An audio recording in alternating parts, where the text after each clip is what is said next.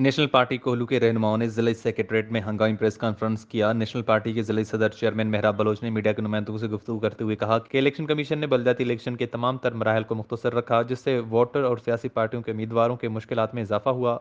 उम्मीदवारों के कागजात नामजदगी के जमा करने के शराइत में भी एक तवील फहरस्त रखा।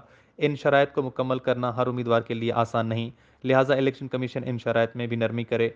कोल्लू में अक्सर उम्मीदवारों के पास गैस बिल और दीगर कागजात न होने की वजह से परेशानी का बायस बन रहे हैं। इलेक्शन कमीशन का अमला खुद मामलात के फुकदान का शिकार है। उन्होंने कहा कि नेशनल पार्टी बलदियाती इलेक्शन में भरपूर शिरकत करेगी।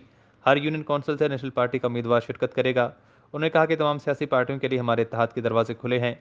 नेशनल पार्टी एक सियासी फिक्री और शौरी पार्टी है। हम जमहूरी अमल पर सियासी कुव्वत के साथ मिलकर चलेंगे। हम मुल्क की सियासत सतह पर पीडीएम के साथ हैं और जिला सतह पर पीडीएम के पार्टियों से राब्ते में हैं।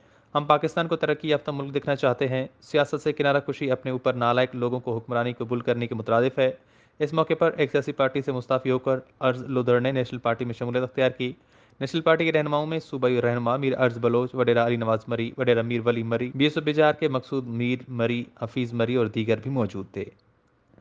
वश न्यूज़ कोहलू।